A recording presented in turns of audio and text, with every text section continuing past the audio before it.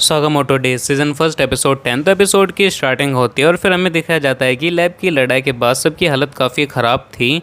Body थक चुकी होती है, एनर्जी डाउन थी, इसलिए थोड़ा चिल करने के लिए सागामोटो सबके पास एक बाथ हाउस ले जाता है। शिन बोलता है कि थकावट की वजह से उसकी पावर भी ठीक से काम नहीं कर रही है। सागामोटो से एकदम रिलैक्स मोड में रहने के लिए कहता है, आज कोई टेंशन नहीं। शिन बाथ हाउस पहली बार आया था तो वो काफ़ी एक्साइटेड हो जाता है। फ्रंट डेस्क पर एक बंदा होता है यूतारो। उसे ये काम बिल्कुल पसंद नहीं लेकिन करना पड़ता है क्योंकि ये बाथ हाउस उसके पेरेंट्स का है। साकामोटो उससे टिकट्स और टॉवल्स मांगता है। यूतारो को साकामोटो कुछ जाना पहचाना सा लगता है। जब शिन की बातें सुनता है तो उसे समझ आता है कि ये वही लेजेंडरी हिटमैन हैं। असल में यूतारो भी पहले एक छोटा मोटा हिटमैन था पर मजबूरी में अब मम्मी पापा के साथ बाथ हाउस चला रहा है। लेकिन अब उसके दिमाग में एक खुराफाती आइडिया आता है, अगर वो सागामोटो को मार दे तो सीधा रिच और फेमस बन सकता है और फिर ना ये बाथ हाउस और ना ही पेरेंट्स का बिजनेस। सागामोटो और शिन अंदर आ जाते हैं, टॉवल्स पहन के शैम्पू करने बैठते हैं। यूतारो सोचता है अब बढ़िया मौका है, फिर दोनों एक जेट बाथ टब में बैठ जाते हैं। शिन तो पूरी तरीके से रिलैक्स हो जाता है लेकिन सागामोटो कहता है अगर स्पीड थोड़ी और होती तो मज़ा आ जाता। यूतारो रिमोट ले आता है और पूरे बाथ हाउस में ट्रैप्स फिट हैं। जैसे ही शिन पानी की स्पीड बढ़ाने वाला बटन दबाता है तो यूतारो भी अपना बटन दबा देता है और बाथ टब में ब्लास्ट हो जाता है। शिन उड़कर दूर जाकर गिरता है और सोचता है कि ओवर स्पीड हो गई। पर मज़े की बात यह थी कि साकामोटो एकदम रिलैक्स था, उस पर कोई असर नहीं हुआ और उसे तो पानी की ये नई स्पीड भी काफ़ी पसंद आई। इसके बाद दोनों स्टीम रूम में जाते हैं। साकामोटो फिर बोलता है थोड़ा और गर्म होता तो मज़ा आ जाता। शिन पानी डालता है चारकोल पर और यूतारो टेम्परेचर बढ़ा देता है हद से ज़्यादा। रूम में आग जैसी गर्मी हो जाती है। शिन तो बेहोश ही हो जाता है लेकिन साकामोटो टस से मस नहीं होता।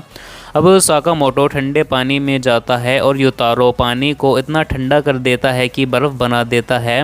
लेकिन उल्टा साकामोटो को तो मज़े आ रहे थे, बेचारा शिन ही पिट रहा था। यूतारो आखिर में वाटरफॉल प्रेशर भी बढ़ा देता है लेकिन फिर भी कोई असर नहीं होता। अब ये लोग बाहर आ जाते हैं। शिन की तो बत्ती गुल हो जाती है।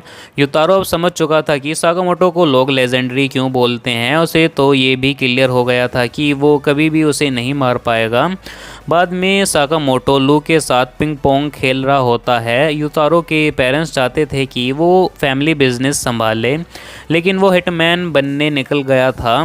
फिर उसके डैड ने उससे कहा तेरे बस की बात नहीं है और यूता वापस आ गया और तभी वहाँ उसके पुराने दो बुलीज आ जाते हैं और ताने मारते हैं, क्या हुआ, अमीर बनने गया था ना, अब वापस क्यों आ गया। फिर उसे पीटना शुरू कर देते हैं और बाथ हाउस की बुराई करते हैं। यूतारो कुछ नहीं कर पाता लेकिन ये सब साकामोटो देख रहा होता है। वो एक पिंग पोंग बॉल से एक को उड़ा देता है और फिर अपनी आई क्रीम की डंडी से दूसरे को भी दूर फेंक देता है।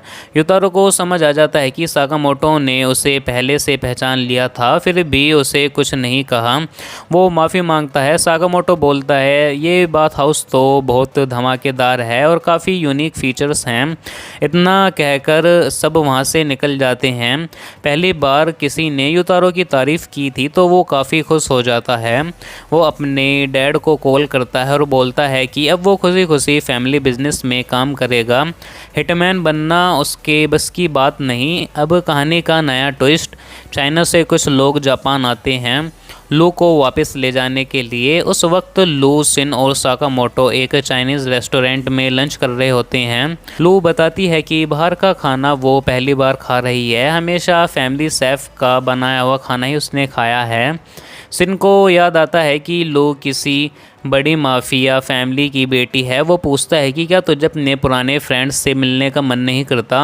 लू कहती है मुझे यहाँ की शांत लाइफ ज़्यादा पसंद है, माफिया के झमेलों में मुझे नहीं पड़ना। तभी वहाँ गुंडे आ जाते हैं और साकामोटो पर फायर करते हैं लेकिन वो चम्मच से ही गोली रोक देता है और एक को उठाकर सीधे टेबल पर पटक देता है। लू पहचान लेती है वो है वू टोंग जो पहले उनकी गैंग में था।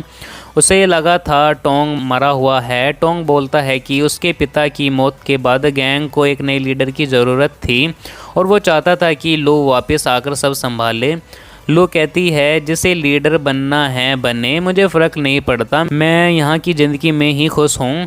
वो टोंग लो को बहुत पसंद करता था, बचपन से उसका पीछा करता रहा है और अब इतने सालों के बाद उसे देखकर उसकी नाक से खून निकल जाता है। वो समझ जाता है कि अगर उसे लो चाहिए तो पहले साकामोटो को हराना होगा।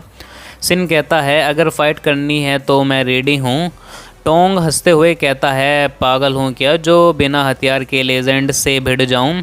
वो दूर चला जाता है और एक बैटल का चैलेंज देता है। अगर वो जीता तो लो को चाइना ले जाएगा, अगर साकामोटो जीता तो वो बता देगा कि उस पर इनाम किसने लगवाया है। साकामोटो पहले मना करता है क्योंकि वो लो को दांव पर नहीं लगाना चाहता था, लेकिन लो खुद मान जाती है। सिन बोलता है अगर हार गए तो तुझे जाना पड़ेगा।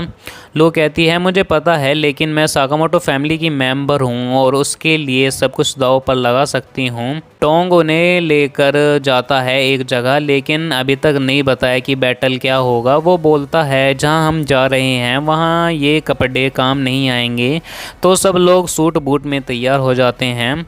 वो उन्हें लेकर आता है एक अंडरग्राउंड कसिनो में, पूरा अंडरवर्ल्ड जमा है। टोंग बोलता है यहाँ ताकत नहीं दिमाग चलता है। बैटल का रूल है दोनों टीम्स 30 मिलियन येन से शुरू करेंगी और 2 घंटे में जो सबसे ज़्यादा पैसे जीतेगा वही विनर होगा।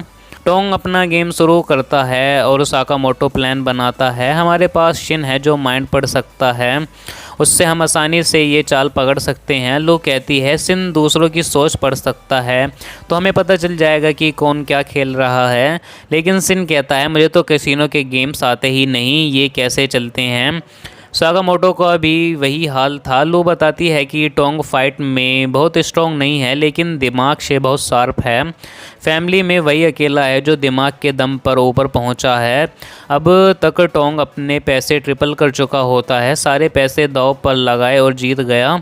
अब ये फैमिली उसे कैसे हराएगी। एपिसोड ने एंड में सैबा और तनाका दिखते हैं, दोनों ही अब कोई जॉब नहीं थी तो सैबा आइडिया देता है चलो एक फूड ठेला खोलते हैं और दोनों कैरपे नाम के मीठे चीले बेचने लगते हैं। एक दिन साकामोटो फैमिली वहां आती है। सैबा तुरंत गायब हो जाता है और तनाका मुंह पर आटा पोत लेता है। हवा में उड़ते कैरप की वजह से इनकी दुकान वायरल हो जाती है और उनका धंधा चल निकलता है। और इस सीन के साथ इस एपिसोड का यहाँ पर एंड हो जाता है। तो आई होप आपको इस एपिसोड की एक्सप्लेनेशन पसंद आई हो, और हाँ अगर आपको इसके पिछले एपिसोड की एक्सप्लेनेशन देखनी हो तो उसके लिंक भी मैंने इस वीडियो के डिस्क्रिप्शन में दे दिया, आप उसे भी कंप्लीट देख सकते हैं। तो इस वीडियो में इतना ही, मैं मिलूँ आपको नई वीडियो में, नहीं है नहीं मैं फिर नई वेब सीरीज़ की एक्सप्लेनेशन के साथ। तब तक के लिए गुड बाय।